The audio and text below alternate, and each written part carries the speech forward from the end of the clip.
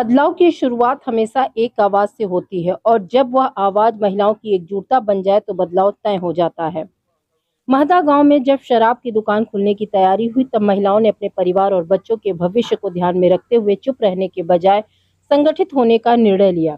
सब महिलाएं टीका की वजह से पीड़ित हो रही थी और बच्चियां भी वहां पे सही ढंग से नहीं रह पा रही थी। पीकर सब उसके द्वार पे जाते थे पीने के लिए, जबरदस्ती करते कि नहीं हम यही पिएंगे, कहीं नहीं जाएंगे। कि जो आदमी पीकर रोज मरते हैं, हम लोग रोज महिलाएं मरती हैं, इससे अच्छा एक दिन ही मर जाए। वहाँ से दिक्कत ही रही, लड़की लड़का स्कूले जाते रहना, छोटा छोटा लड़का आंगनबाड़ी में जाते रहना, फिर और स्कूले वहाँ माता स्कूल वहाँ लड़का जाते रहना, तो सबसे दिक्कत रहा। पी खा के आदमी रहना। शराब की वजह से तो मैं बहुत से घर बर्बाद हुआ। दारू पीकर अपने औरत को मारते थे, औरत छोड़कर चली जाती थी। अब दारू पीने से आदमी लोग अपने औरत को छोड़ देते थे। समुदाय को जागरूक किया गया, नारी संघ संगठन का गठन हुआ और बाबा साहेब डॉक्टर भीमराव अंबेडकर जी के शिक्षित बनो, संगठित रहो और संघर्ष करो के संदेश को अपना संबल बनाकर लगभग 200 महिलाएं एकजुट हुई। लगातार बैठकें हुई, एक वीडियो बनाया गया और उसकी सामुदायिक स्क्रीनिंग के माध्यम से लोगों को जागरूक किया गया। महिलाओं ने शांतिपूर्ण तरीके से प्रशासन के सामने अपनी बात रखी। आज उसी संघर्ष का परिणाम है कि जहां शराब की दुकान खुलने वाली थी वहां अब सैलून की दुकान खुल गई है। बदलाव कैसे हुआ?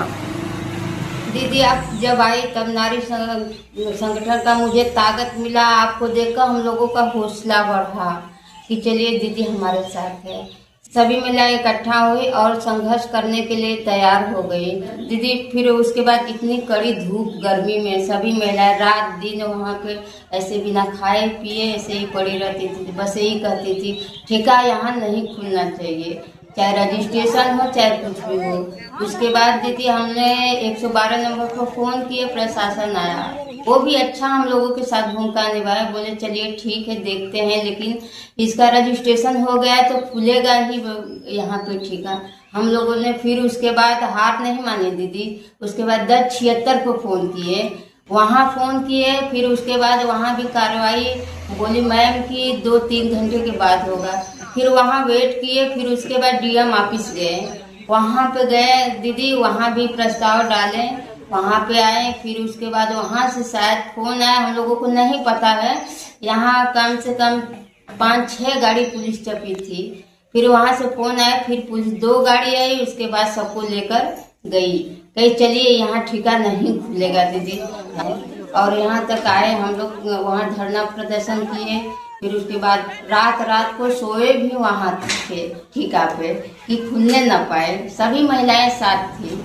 ये प्रभाव था कि सब लोग को यही बताते सिर्फ बाबा साहब जो कहे हैं उनके रास्ते पर चलिए, और वही हुआ। रास्ते पर चले हम लोग, कामयाबी मिल गई। जब पियत खात रहना आदमी तो पैसा ना मिलत रहना, जैसे पियत खात रहना तो ज्यादा छेड़बाजी मचावा, गाली गुलत दे। हाँ आगे से आदमी ना पियत खात तो गाली ना ऐसे स्कूले लड़का जात रहना तो पी के आदमी छेड़बाजी मचावत रहना, दिक्कत ज्यादा से होत रहना। हाँ आप शांति है। आपका बहुत ही सहयोग हुआ, आपने जो हम लोगों को रास्ता दिखाया समझाया, इसके लिए धन्यवाद दीदी। हम लोग आज कामयाब है। बंद होने से हम लोग को बहुत से लाभ मिला है। बच्चा अच्छा से जी रहे हैं, पढ़ रहे हैं, खा रहे हैं, हम लोग को भी कोई परेशानी नहीं है। यहाँ पे ठेका खुल जाता तो हम लोग के हर तरह से परेशानी आता, हर तरह से मुसीबत आता। कोई पीकर घर में घुस जाता, कोई पीकर गाड़ी देता, कोई पीकर बच्चों को मारता, तो बच्चों का आदत बिगड़ ही न जाएगा। हम लोग को बहुत अच्छा है कि नहीं खुला। के बारे में बहुत से धन्यवाद देना चाहूंगी कि आप हम लोग के तरफ से बहुत लड़ी हैं। इस बदलाव का लाभ महदा और लालमनकोट दोनों ग्राम पंचायतों के लगभग 7,000 लोगों को मिलेगा। मैं जिला प्रशासन महदा के ग्राम प्रधान और लालमनकोट के ग्राम प्रधान का हृदय से धन्यवाद करती हूँ, जिन्होंने नारी संघ संगठन की महिलाओं के साथ कदम से कदम मिलाकर इस सकारात्मक बदलाव में अपनी महत्वपूर्ण भूमिका निभाई। ये सिर्फ एक दुकान का बदलना नहीं, बल्कि एक सोच, एक उम्मीद और आने वाली पीढ़ियों के बेहतर भविष्य की ओर बढ़ाया गया एक मजबूत कदम है। मैं ऐसे ही हक वंचित समुदाय की अनसुनी समस्याओं को अपने कैमरे के माध्यम से उठाती रहूंगी और बदलाव लाती रहूंगी।